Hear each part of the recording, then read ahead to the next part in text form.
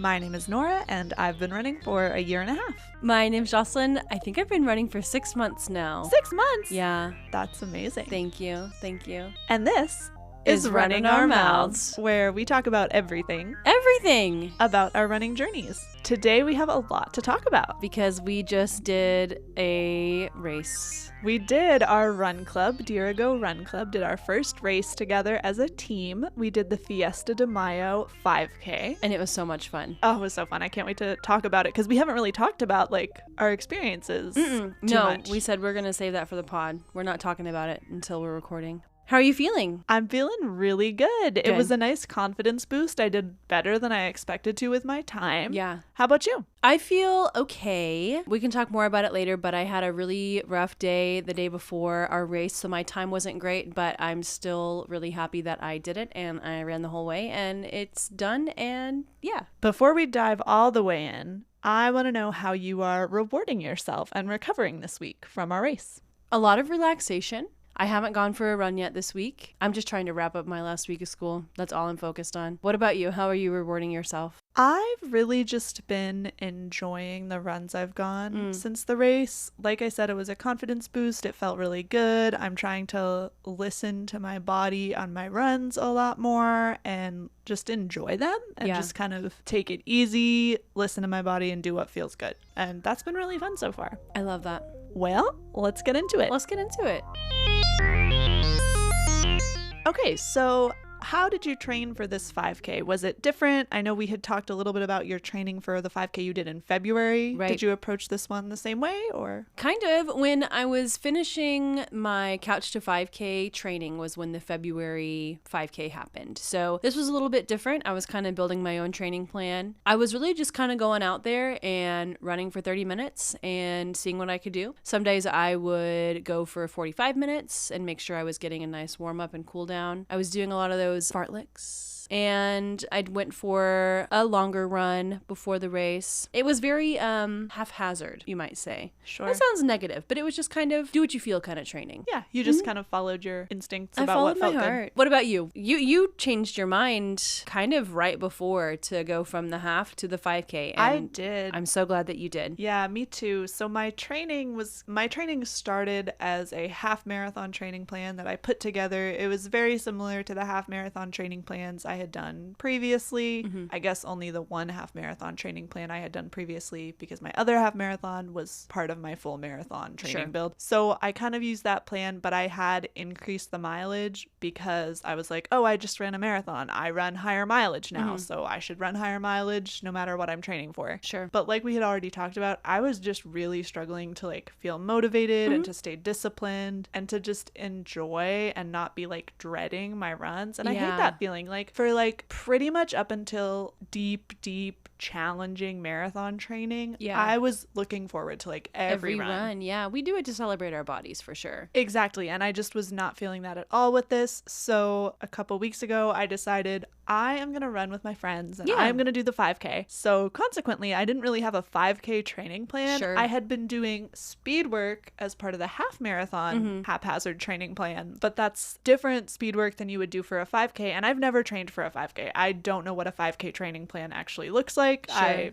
haven't really explored that at this point. I would like to. I probably should. Yeah. I think I can get my 5K faster. But yeah, so I kind of just kept up with the half marathon plan-ish that I had. I just wasn't as worried about the speed workouts or getting the long run in to the distance I had originally thought I would do. Yeah. Because I was planning to do 14, 15 mile long runs before the half marathon. I was like, I don't need to do this right now. I'll have plenty of time to do that when I'm training for Chicago. So yeah, I just did some shorter long runs on the Sunday right before, and I did a fast 5K on the Wednesday night because I went to a run club in town that runs a little faster. Oh, yeah. And it felt pretty good. So I was like, okay, I would like to try to get below 29 minutes. Sure. My 5K PR is 25:59. Whoa. But I ran that in November when it was 35 degrees. So I really had no expectation of coming anywhere close to that. No. Especially because I hadn't been in a really Training strong for it, training. yeah. So I went in with a goal of just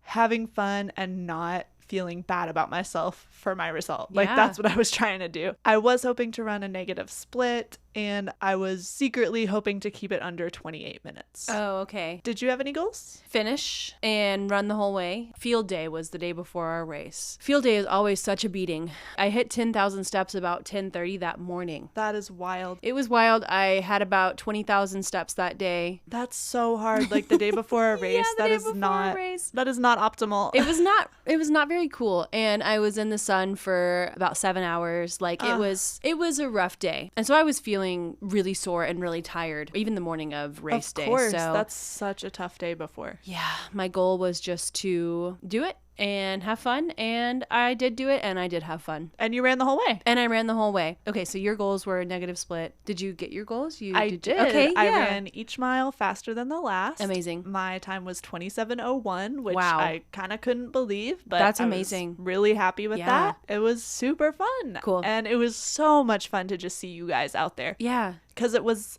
like an out and back, and there was a turnaround. Mm-hmm. So there was that one part where I was running on one side, and then like the people ahead of me were running on the other side, and then vice versa. So it was really, really fun to see everyone. Yes, it was amazing. I got to high five Kenny, and I got to high five Lucky. We like literally like left the pack to like get on the median and high five each other. I love that. I don't know if that was allowed, but I support it. We did it. So... All you're doing is like adding to your distance. Like they don't mind. It was cute and fun. So we both met our goals. Good for us. So walk me through your morning, or should we start at the evening before? Because we had a really great time the evening before. We did. Yeah, we'll start there. Okay. So we had a team dinner. We sure did. I really wanted to do this because I was just thinking about when I did cross country in high school. The only part about it that I liked was the spaghetti dinners we would have the night before a cross country meet. So I was like, how can we emulate this? So of course, what choice had we but the OG? Olive Garden. The Olive Garden. Someone in our run club thought the OG was some sort of local Italian restaurant. We were like, oh no, that's Olive Garden. No, you misunderstand. That's the Olive Garden. Texas' finest Italian cooking. Absolutely. Yeah. And we had that, and it was incredible. It was so good. We all ate so much food. It was so good. So night before we had the dinner, and it was super good and super fun to like have everyone there and just enjoy each other's company.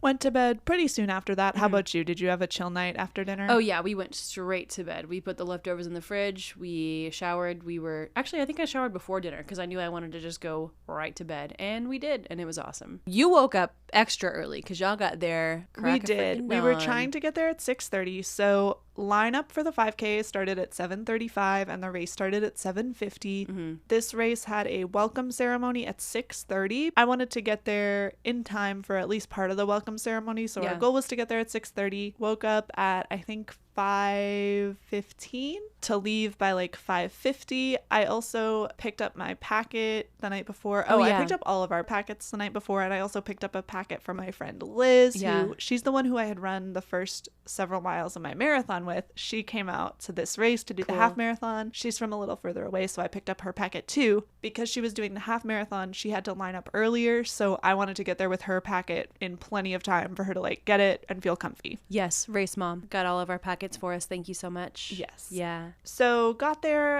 into town like a little before 6:30, but it did take us a while to like get into the parking because there was kind of a line. No big deal. We got there. I think we got to the ceremony at like 6:45. Yeah. How about you? How was your race day morning? Uneventful. I'm trying to think back. I think our alarms went off at 6 o'clock and we were on the road by 6:15. We got there. We parked. It was well organized. Like whenever we arrived, we had people showing us exactly where to go and exactly where to park. We walked over, we found you guys, and we got ready to race. It was awesome. We all got our corral assignments based on the estimated finish times we put in. And I think several of us were in corrals B, C, and D, I think. The lady announced it's time to line up for the 5K, start making your way over there. And so we did. We were in a big group kind of waiting to go into the corrals. Yeah. And I saw people going in, and I was just kind of like, why are we just standing here? Like, Let's I have go. to get in. We need to go. And like no one in our group was like pushing, they were like, it's fine. Like, you get your chip time. You can start whenever. Yeah. But I was ready. I think I realized, like, for the marathon, I started with some friends, and that felt really good. I think because it was unknown territory, I was just, like, so anxious. It was such a huge crowd. Sure, like, yeah. 10,000 people. Oh, yeah. I was just, like, scared. For a 5K, like, I know I need to start fast. Like, there's not a marathon. I was going to start slow, have fun, like, really enjoy. 5K, I'm going to have fun, but, like, I'm hitting the ground running. I did not want to wait around. I just was, like, ready to go. I was, like, in my race day mind. So I was like, okay, I'm going up there. And I just, like, went away. And we said bye. And I did. And I went up there. I went to Corral B or whatever. And it was a good size race. I really like it because it feels energized. It feels fun. There's a lot of people there, but it's not so overwhelming that you feel like you're going to get trampled or something.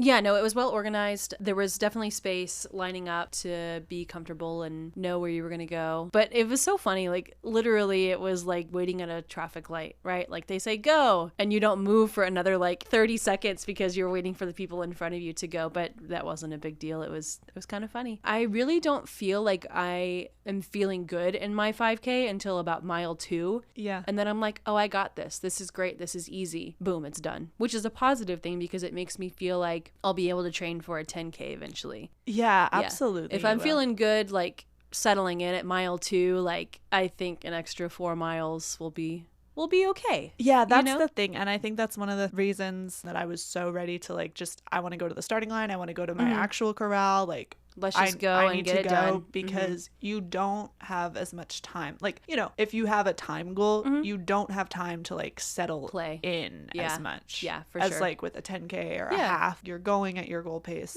right away, or else you're going to have a lot to make up for pretty soon. Yeah.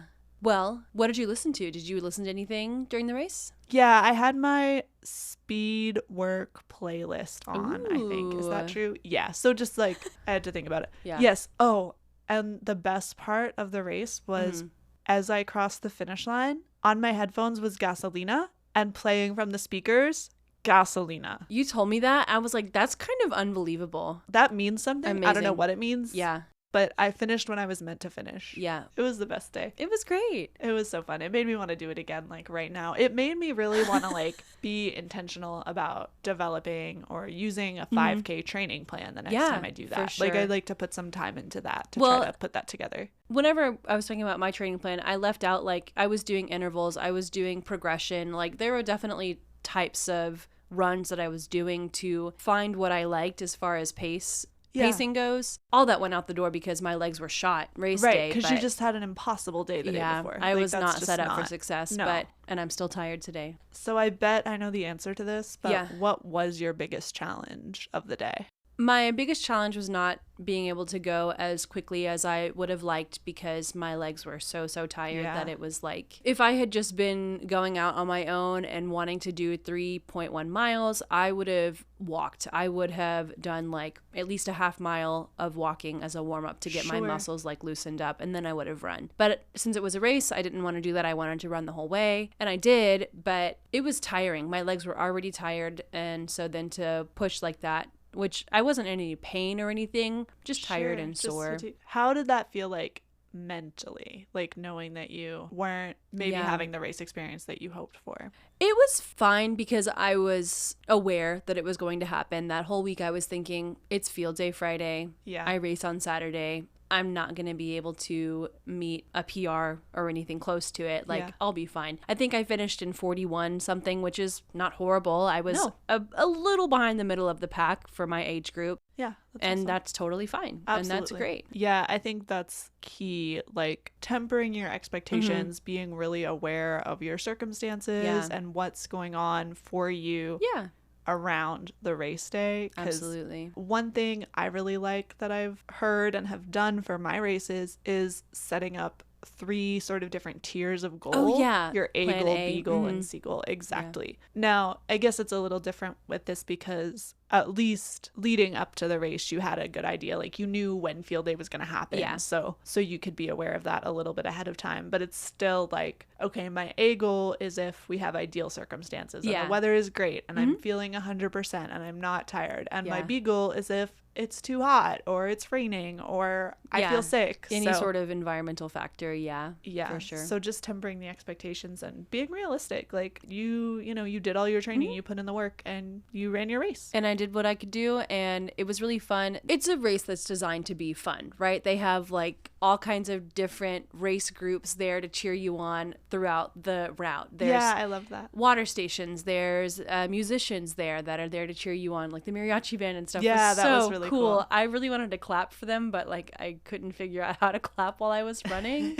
I think my goal was just to finish and have fun, and the race was designed to be fun. So I was going to have fun even if I didn't want to have fun. What was your biggest challenge of the race or of the day? Maybe your biggest challenge was you had to change your mindset from the half to the 5K. I think in the lead up that was a really hard decision to make, and I really fought with myself about it because I didn't want to feel like I was giving up. I really didn't want other people to think I was giving up. I had shared on social media, oh, I'm running this half marathon, I'm training for this half marathon, and I try to always be really positive around my running on social media. I knew I was gonna say like, oh, I'm doing the 5K instead, and here's my reason, and I know it's valid, but like I just didn't want people to see that and think like, oh yeah, there goes Norah, like she got really into this thing, and just like always now she's like kind of falling away from it. I don't think anybody thought that. I totally That's understand. where my mind goes. It's like, what are people going to think about me because of this thing? Like, what are they going to read into that? And the answer is, of course, nothing. Because no one is thinking about me that much. No. Like, nobody cares. People that care are happy that you did that because they know that you'd been having a hard time in your training recently. Right. Yeah. Yeah. Anybody who cares and is paying attention enough to like notice that supports your decision, is supportive and is like encouraged by the things I share, and so that feels good. So that was a challenge leading up. On the day of, a challenge for me was I felt kind of like not responsible, but I felt like, okay, I'm kind of in charge of this run club. Like, this is my run club. These are my people. I want to make sure I know where everyone is. I want to make sure everyone has what they need. So I was kind of taking on this role, just like in my own mother head. hen mode. Yeah. Yeah. Of just like trying to take care of everybody and like keep track of everybody. And like, I got to make sure I get a picture of everybody. I got to make sure I get the little video or whatever. Yeah. When I made the decision, I was like, okay, I'm going to my corral now. That was the moment when I was like, I need to run my own race. Like everyone else needs to run their own race. Absolutely. Like we're all adults. We're all here. We're all very excited. Yeah, I think that was great. So that was like a challenge that I made for myself and then solved. But that was like in my often head. Feel responsible to make sure people are having a good time. It's definitely not to say it's a fault, but it's something that I have had to let go of recently, of realizing, oh, I'm not responsible to make sure everybody around me is enjoying themselves. Right. I don't have to make sure everybody else is having fun. I can just have fun. By doing that, by just kind of letting go of that, we're all going to have a great time. Absolutely. Like, I just have to have trust in that and like be confident in all of us to just do the thing that we all signed up to do. Yeah. That's why we're here. Yeah. You did a great job. You're Thank such you. a great leader.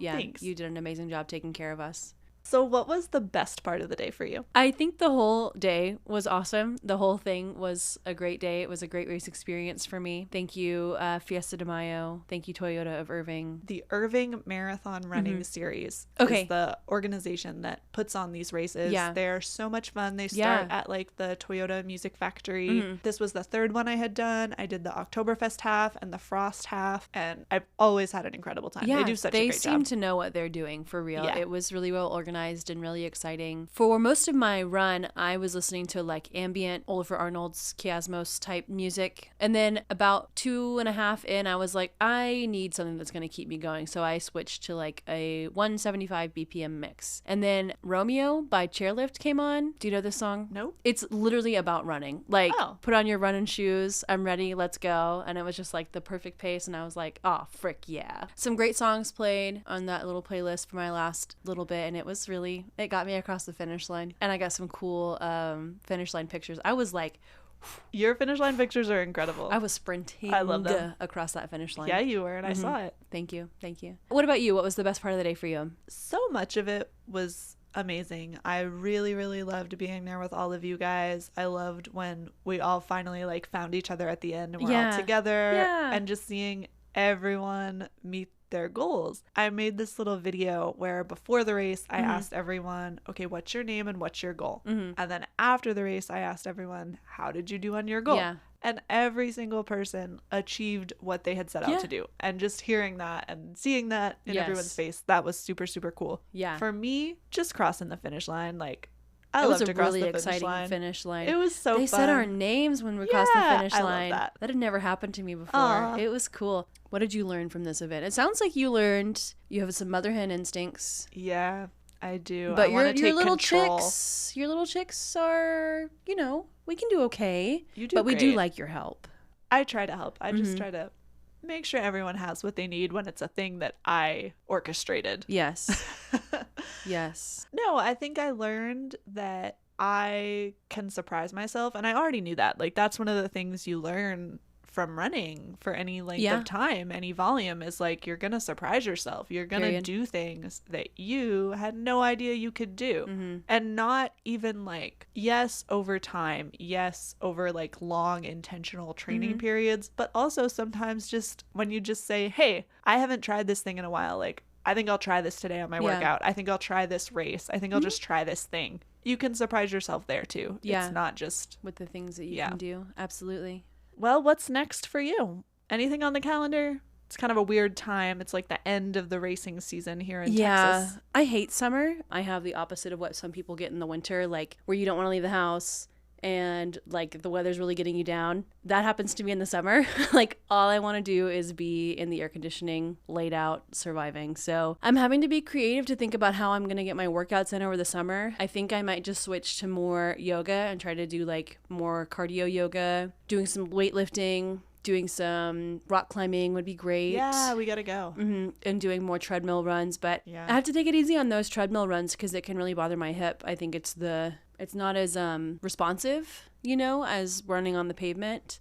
I would say like mornings. Not even that early. Like, if you can. A 7:30 would be fine. Be done by 8. Yeah. Exactly. Because it's just, especially, I would really caution anyone against running in anything much above like 92, 93 degrees. Oh yeah, I'm saying 90 is my cutoff. Like I will not be out there if it's above 90. Even that, like, unless you're spending some time acclimating in that, like, it's not gonna feel good. It's not gonna. And being super hydrated and pre-hydrating the night before. Hydrating during your run, like anything longer than 30 minutes, even sunscreen. Like 20 minutes if it's that hot. Yeah. What's next for you? Chicago.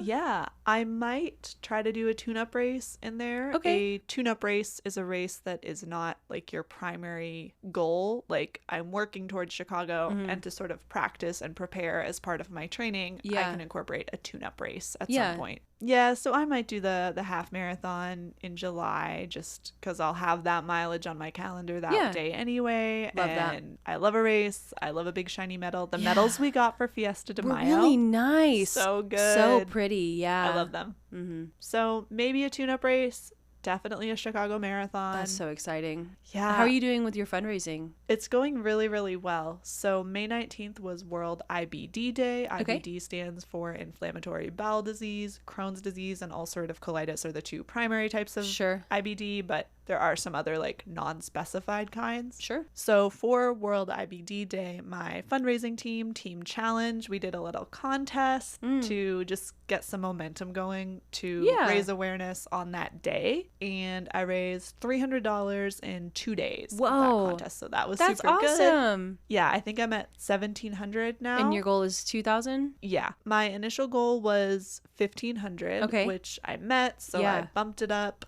Cool. And maybe I'll get to bump it up again.